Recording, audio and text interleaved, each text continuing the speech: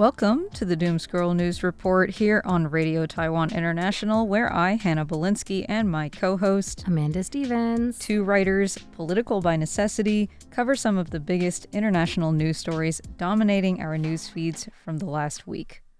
I'm Hannah Belinsky, and this week we're talking about the life sentence South Korea just handed down to their disgraced former president for attempting a coup. We'll also talk about some frighteningly lax standards for Uber drivers in the United States.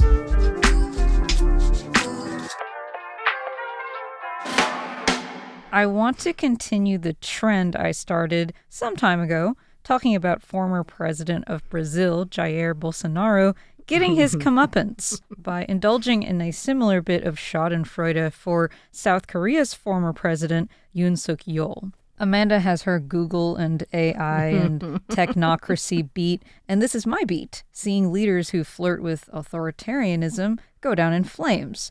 God knows we need some kind of accountability going on because I don't know about you, but my morale is in the toilet. It's been a rough 365 days. Yes. Anyway, let's start by reviewing just how Yoon got himself into this pickle because it is a pretty epic story that involves lawmakers literally scaling walls in order to thwart his grab for power. So on December 3rd, 2024, he abruptly declared martial law in a late-night televised address, claiming it was needed to address what he described as anti-state forces blocking government functions. Legislators immediately scrambled to conduct an emergency session of South Korea's parliament, the National Assembly, to vote against this order. Troops had been deployed to block access to the building, so some opposition lawmakers had to climb up perimeter walls and fences to evade them, with ultimately 190 of the 300 total members of the National Assembly getting in to declare his decree invalid by a unanimous vote.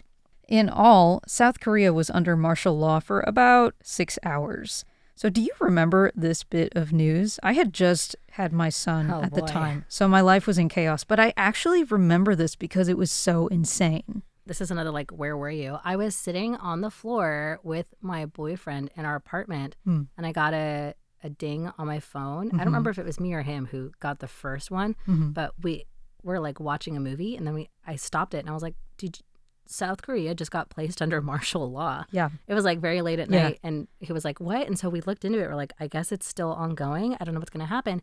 And then by the time that we woke up the next morning, we were like, oh, martial law is lifted. It's over. And I was like, well, I'm going to have to write about this. I was on the news shift the next day. So I was like, well, I guess I'm going to find out the details.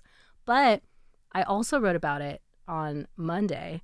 And when I was rereading the details, I forgot a lot of things that had happened, including not only did he tried to stop people from entering the legislature. Yes. But he also deployed military members to arrest members of the legislature. He did. And in addition to essentially breaking back into the building, legislators who had gone home and had to come back, the legislators who hadn't left and other people had to barricade it from inside. Right, exactly. To stop the military from coming in. Yep. Let me give the rundown for anyone who doesn't remember because we're really plugged into the news.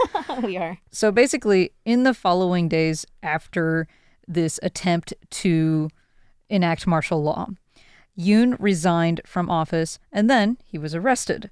And there was some legal kerfuffling around in the following months. He was arrested, let go, arrested, let go. Sometime amid all of that, he was successfully impeached. And in July, he was finally thrown in prison for real amid many criminal trials that had by then been brought forth. On January 16th, 2026, a year and a day after he was first arrested, he was sentenced to 5 years in prison for obstructing arrest, falsifying documents, and abuse of power related to his attempt to block authorities. And last Thursday, he was convicted of leading an insurrection and sentenced to life in prison. He's been in custody since last summer, though. This is just the formal sentencing finally coming down. And what a sentence it is. It's a very satisfying end to this saga. A lot of his senior officials and top aides went down with him as well. His defense minister got 30 years, and his prime minister got 23. I keep going back to this, but The part of this story that stuck out to me most was how quickly their National Assembly members sprang into action. Can you imagine members of U.S. Congress being this eager to enact checks and balances? No, they're not. They already had an opportunity. They had did. multiple opportunities to do this.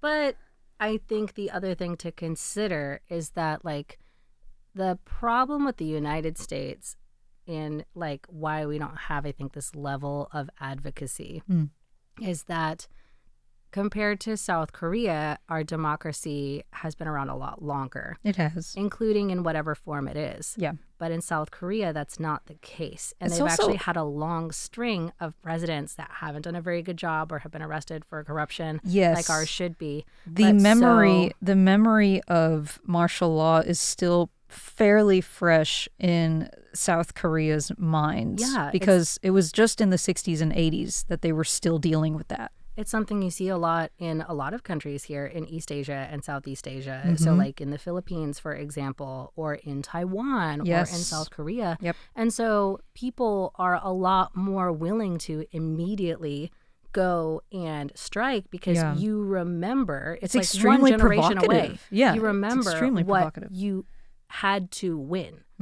Like you just got it. Right. Taiwan's democracy was only like truly established in the 1990s. Yes. So like when something feels like an existential threat, that's why the Bluebird protest last year got so big, because it's in a real living memory that you would have to fight for it. Versus in the United States, like it's been around since the, like at least the propaganda is that it's been around since like the conception of the country, right? So you don't really have this idea that it could ever be taken away, or you don't know what that would look like. Yeah.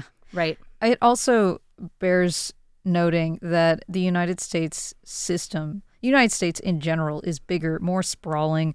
It's harder to assemble everyone or mobilize something like this. Also worth noting that every member of South Korea has mandatory military service.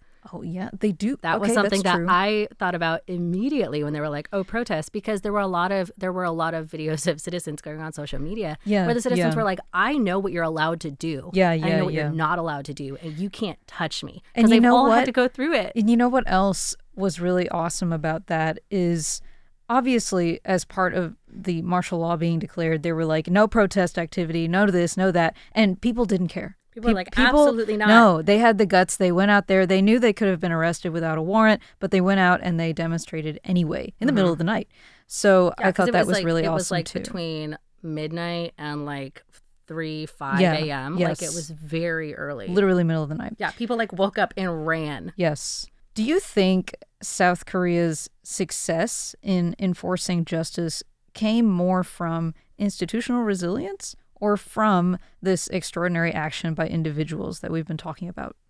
I think it's from what we've been talking about. I don't necessarily think that it's institutional resilience, because I think that's a big part of the legal proceedings that have happened right now and that are still kind of like ongoing against these people. But that's not to say I don't think that it's a resilient system. I think that it's just more to do with the fact that the people who live in South Korea, the citizens and the lawmakers, were like, it was this memory of like, no, we don't want to let this happen. Right. This is not the kind of system that we're going to allow.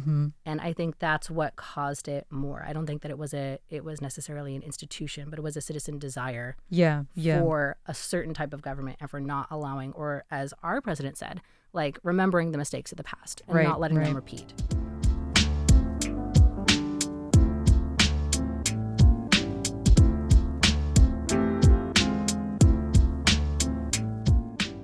Pivoting to something quite a bit different now, Uber has been on my mind a lot as of late. I never really used to use Uber before having a baby because public transport in Taipei is excellent and there was never really a need. But since having a child, time has become a spare resource and I've had to rely a lot more on Ubers to get to and from work in a way that fits everybody's schedule. So in the past year, I've taken a lot of rides and I have been fortunate that the vast majority of them have been unremarkable. Amanda, do you use Uber very often here, and how has your experience been? I do not, because I have credit card issues with the Uber app. It doesn't like any of my credit cards, so I can't use it, including Uber Eats, which is actually great. That's good. No, that's good. You save a lot of money.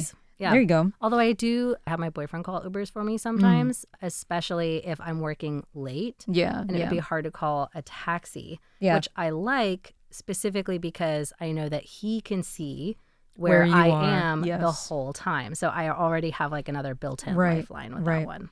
So I do want to tell a story. Mhm. I came in earlier this week, right? You were here. With I came in. Paper horse. Yes, I came in with, I'll get to that. Okay. I came in because it was my turn to read the news, called an Uber because, it's late. I just want to get to work, get it done. And when I got in the car that I called, I saw this like stuffed toy between the two front seats, kind of blocking the way to the front seat. And I'm the kind of person who will just like chat with the driver sometimes or just make a comment. Make small talk. Sure. Just sometimes, not every time, and usually not for the whole ride because that can be annoying. But I was like, hey, what's this? Because I didn't know what it was, and I was just curious. A large doll. Yeah, it was, and he said, oh, it's a capybara. And then he turned it, and it had been on its side, so I couldn't tell what it was. So, and I was like, oh, okay, it's a capybara. I was like, I haven't seen anything like that, this kind of setup in an Uber before. And he said, it's because I have been restricted from driving for a week before for ogling passengers. And I was like, my jaw just dropped. oh. And no, he said, yeah, it gets to be the summertime and these girls get in the cab and they, they're not wearing very much. And this is just my way to prevent myself from looking and prevent them from thinking I'm looking and like kind of, giving me this sort of rigmarole.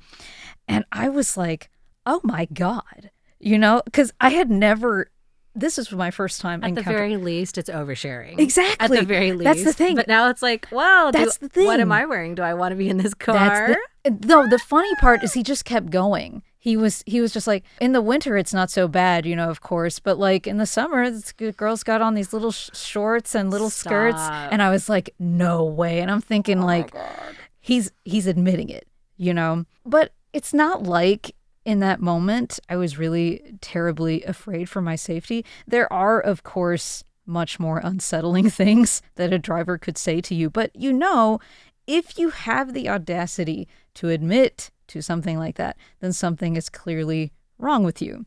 And now, as the passenger, there's this kind of unpredictable factor in the air. Naturally, I'm kind of on alert. And I found myself thinking, well, thank God RTI has at least one security guard on duty at all times, just in case. So by the end of the ride, when he handed me that origami horse folded from a dollar bill that I showed you when I came in, I actually kind of jumped out of my skin for a second because he was just handing me this thing in the dark of his cab that I couldn't quite see. And I was like, oh my God, what the hell is that? What is this? Yeah. But then, of course, I realized it wasn't actually anything that could hurt or incapacitate me. It's a cute little trinket for New Year's. And I was just kind of like, okay, whatever. This is fine. But thanks. Have a nice day. Bye. Yeah.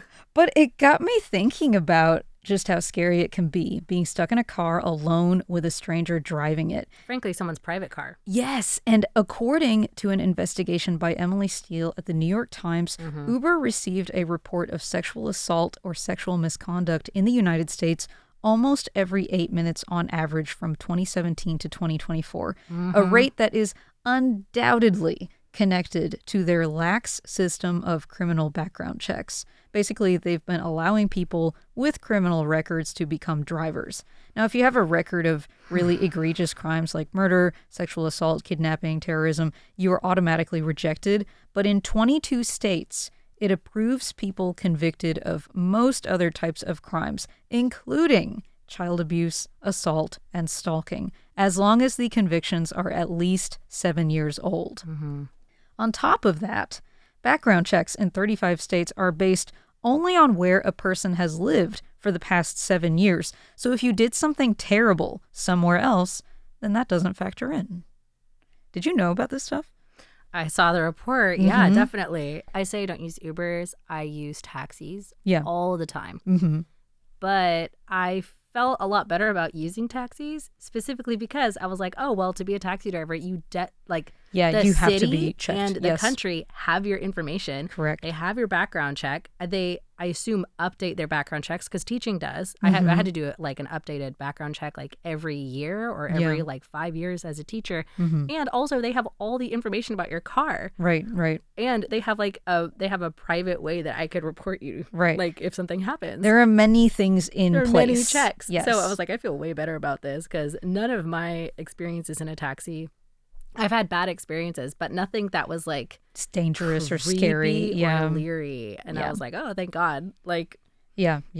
So Uber typically relies on the line that their drivers are independent contractors, not employees, to dodge responsibility. In California, they're proposing a ballot initiative that would make ride-hailing companies like Uber legally responsible for sexual misconduct and assault against drivers and passengers. And in Virginia, they're trying to introduce bills enforcing stricter background checks. So which way do you think is the better path forward? Out of just these two options.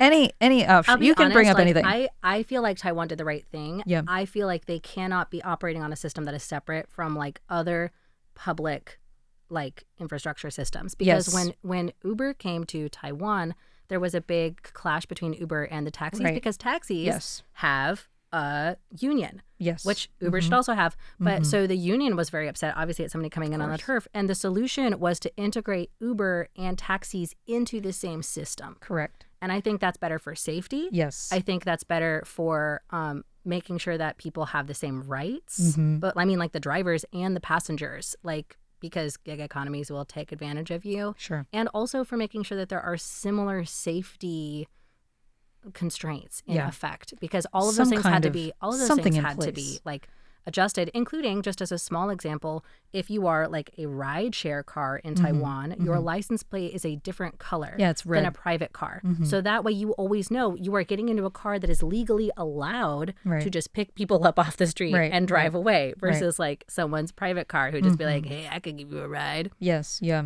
The system in place in Taiwan is way more secure, I think. And I mean, but my that's experience, what they did in New York. Sure, yeah, that's what they're doing. New York is the only place in the United States where fingerprinting is mandatory for Uber drivers, but also because what else does New York have? New York has a robust taxi system. So like that makes sense. And like if you already have a safe system in place, then that's the one that everybody should have to, or at least if not necessarily safer, at least more accountable. I agree. You know? Yeah.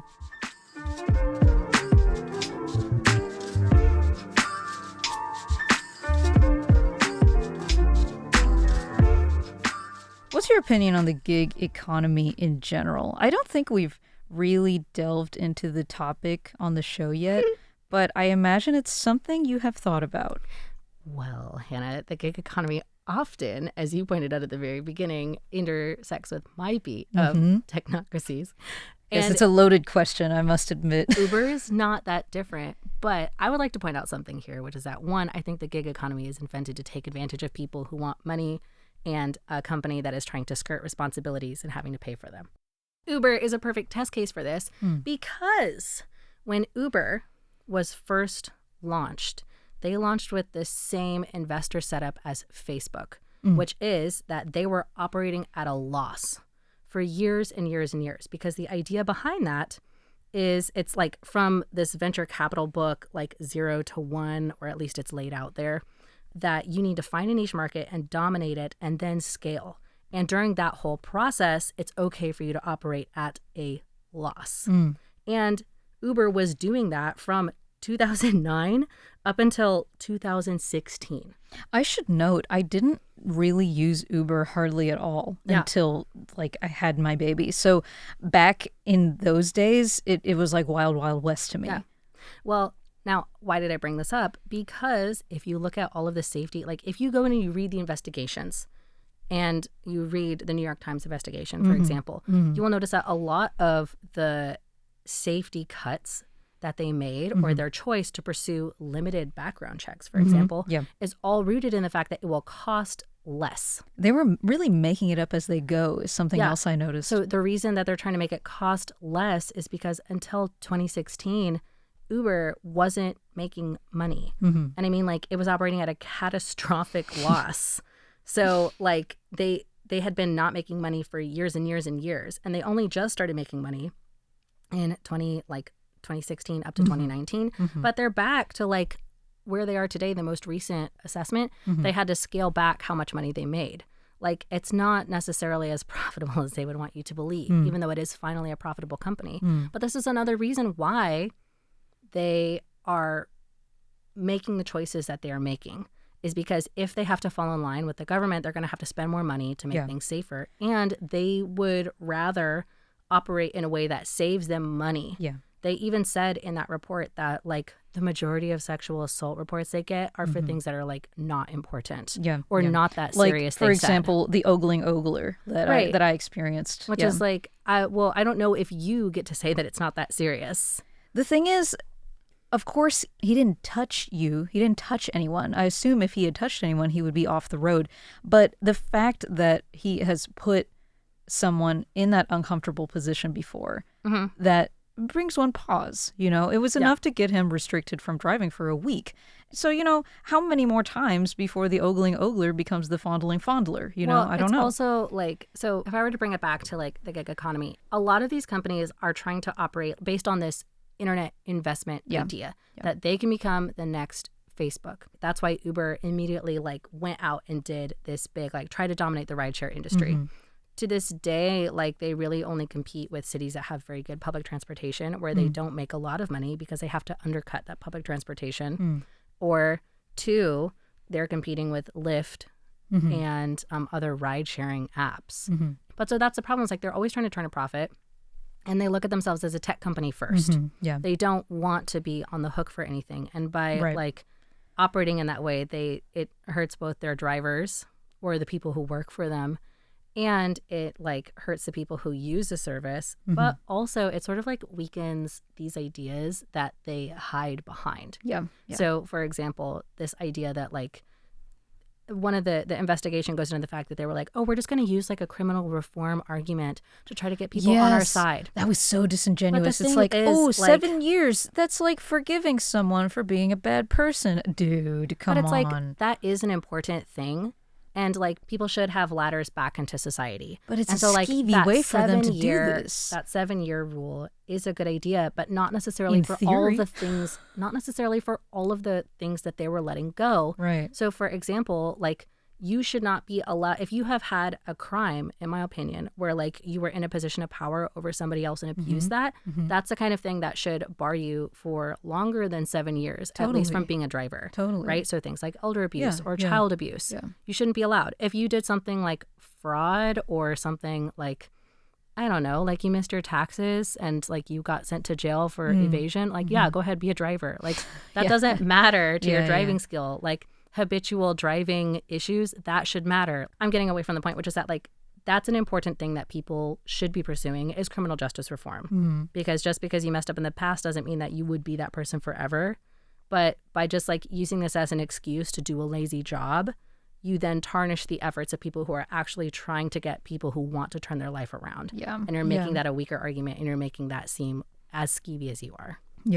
Well, that's it for today's news report. A quick reminder that you can find all of our referenced articles in the show notes for today's episode. I'm Hannah Blinsky. I'm Amanda Stevens. Thanks for joining us on air today. Tune in tomorrow for more programs by Radio Taiwan International. And in the meantime, remember to stop scrolling and touch grass. We'll see you next week. Bye.